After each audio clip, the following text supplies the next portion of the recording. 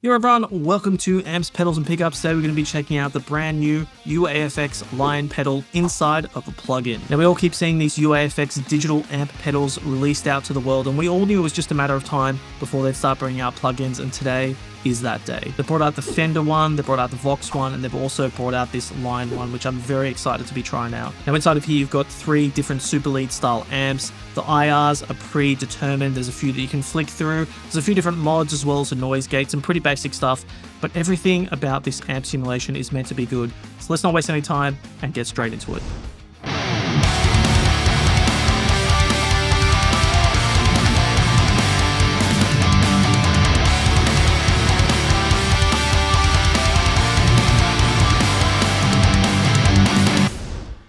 Alright, so I've just fired everything up here. This is what the general interface looks like. There's actually not too much going on here. There's no extra effects or anything. I couldn't even find a tuner when I was messing around with this stuff. But yeah, you've got your 3 different amp options there. You have your different predetermined IRs, so this is by them. You can also switch off the IRs if you want to run external IRs, whatever you want to get going. You have different presets up here that are paired with the different amps and IRs and all that kind of thing. Also changes the room reverb. And then you got a few mods here. You got the bright cap, the boost switch as well, or boost knob I should say, as well as the ghost notes. And then you have your typical tone stack down the bottom. You can also mess with the different inputs. We can play around with all that stuff. All right, let's take a listen to the first preset that they give you here, the Lion 68 SuperLead.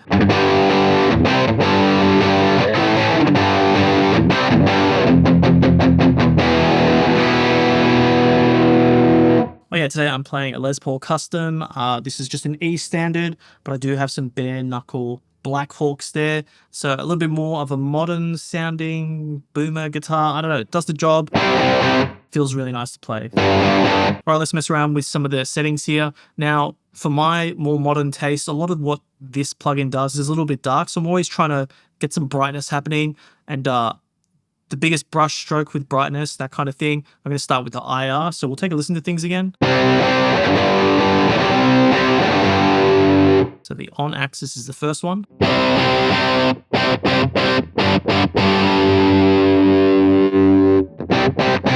Yeah, even the on axis is brighter.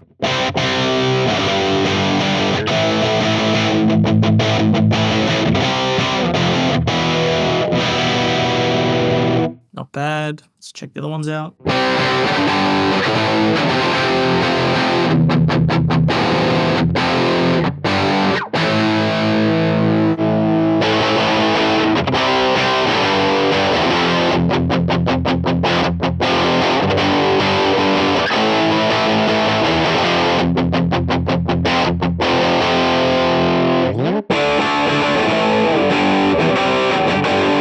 Darker than the rest.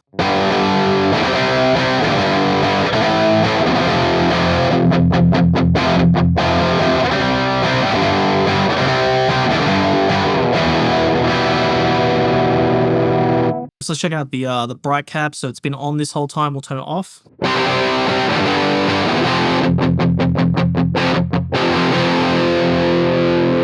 And back on.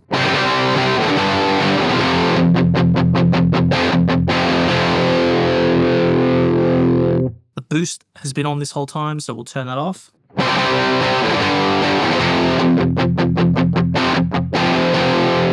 Definitely a lot cleaner with it off. You know, we'll just have it on a little bit low. I read that after 10 o'clock, from 0, it's hard to explain. They say 10 o'clock. They say after 10 o'clock, it turns into a more of an EQ boost, but before that, it's the preamp sort of boost. So let's take it all the way down.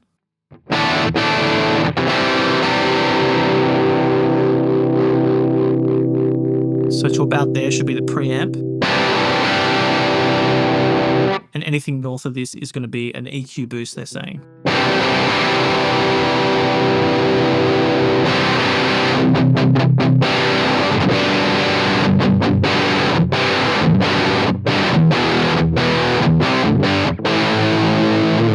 Just from my observations, without even knowing that information, messing around with this today, I found having the boost around there kind of just did the boost thing. Any more, saturated it up. If you wanted a really fat tone, I guess you could boost the heck out of it, but that just wasn't my turf with this stuff. Ghost notes, take it or leave it. I'll turn it off now. Turn that off. Kind of prefer it with it off, to be honest. Just seems to be adding something with it there that it's just really not needed. I haven't played a SuperLead amp in the real world, so I'm just going to have to take it for granted. This is how the tone stack works. But it's just different to other amps. I guess it's like a lot older, that kind of thing. But they're saying the more top endy volume is in volume 1 and the more bottom endy, or body, I should say, the body volume is in volume 2. So I like to keep volume 2 mainly off. So we'll just mess around with volume 1 and see what sort of range you get out of that.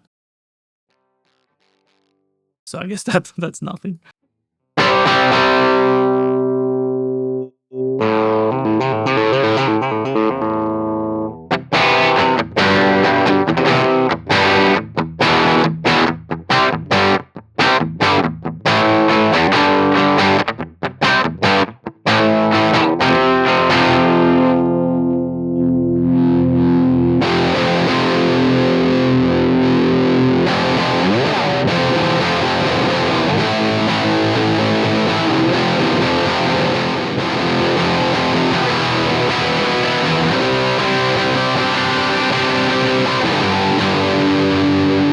Sounding a little bit choked up right at the top there.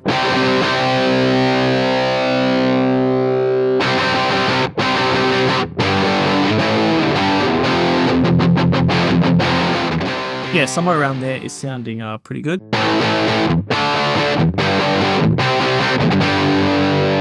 Mess around with the tone stack. We'll start with the middle.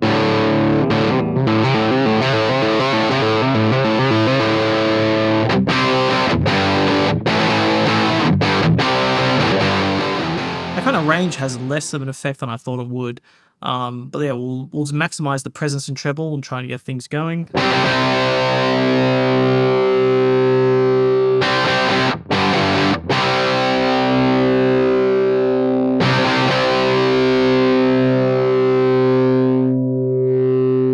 It all kind of sounds good. It's really just like personal taste. We'll crank the presence.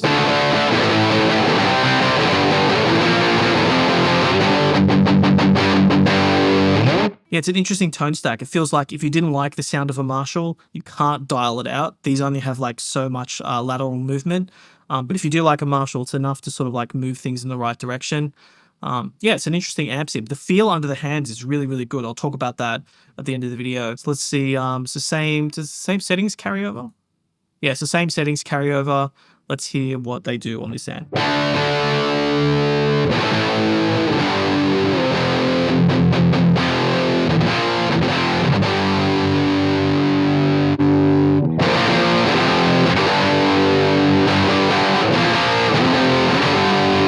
Heaps more string chime there, whereas here, oh,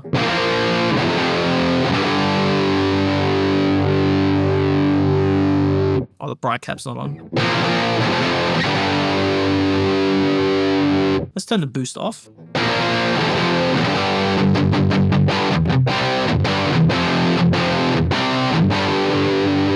Let's just absolutely crank this. Let's get the bass out, crank it all, turn the boost on, just a low boost. Might even reduce this.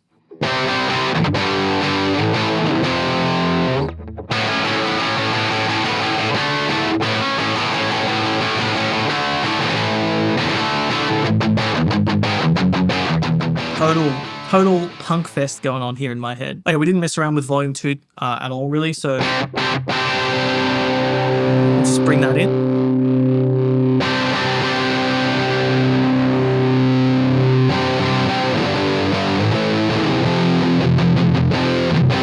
Just heads things in a direction that I don't typically like. I never found a tone that I truly liked when the volume 2 was above 2, so happy to keep it there.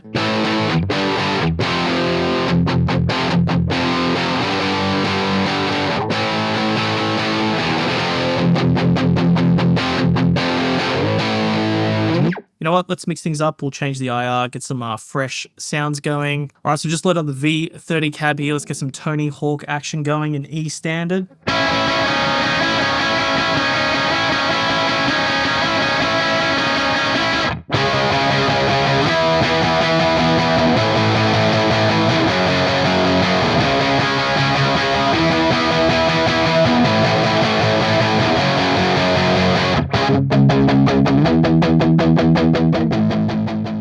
punk thing so well, I'll keep saying that.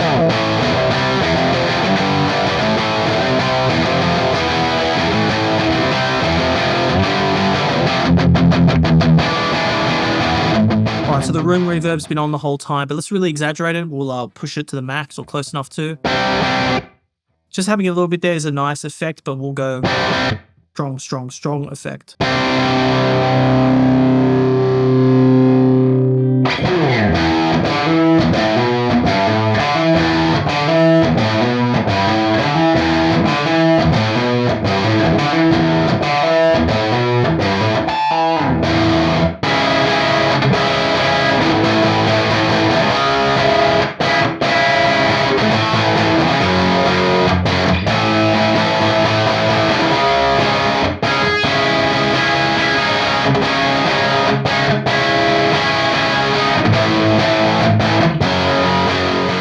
Universal Audio seems to know what they're doing when it comes to room reverb, because that actually sounds good. So we haven't really looked at the gate. We'll take a look at it. On all the presets, I always have a noise gate on, just helps everything. Typical controls there with threshold, release, attenuation and hold, and that's going to be custom to every preset that you save. All right, we've got some time now, so check out my presets. I've saved 2. I've got Les Paul Chime and Les Paul Palm Mute, so let's take a listen to this.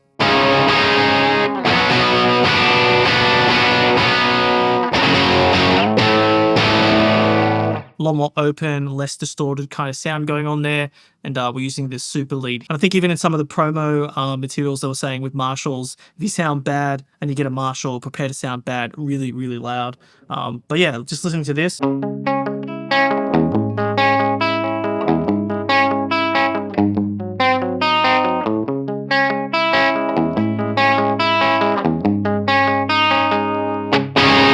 Those mistakes are just waiting for you. I'm surprised I went that long without waiting for a mistake, just because my brain was like, make a mistake, make a mistake.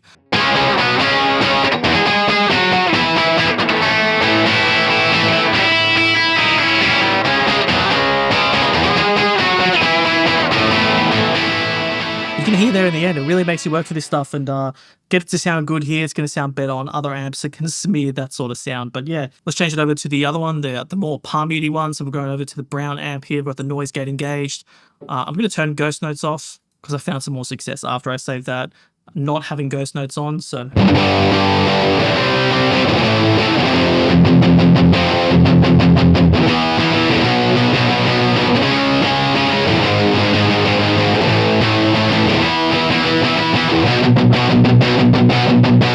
another cool thing with this amp that I haven't really showed off too much is like really balls to the wall. It's very, it reacts to your guitar very, very well. So if you roll out the volume knob,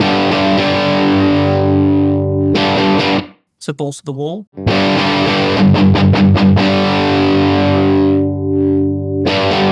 can find that sort of line just with the volume knob.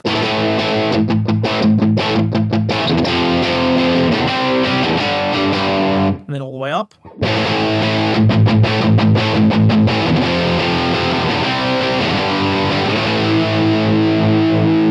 Now we didn't even check out the bass model, and that's honestly just comes out to personal taste. I haven't been using it that much, but let's just flick over. We'll turn the boost off. Same settings, they're pretty dimed, but let's just take a listen to it.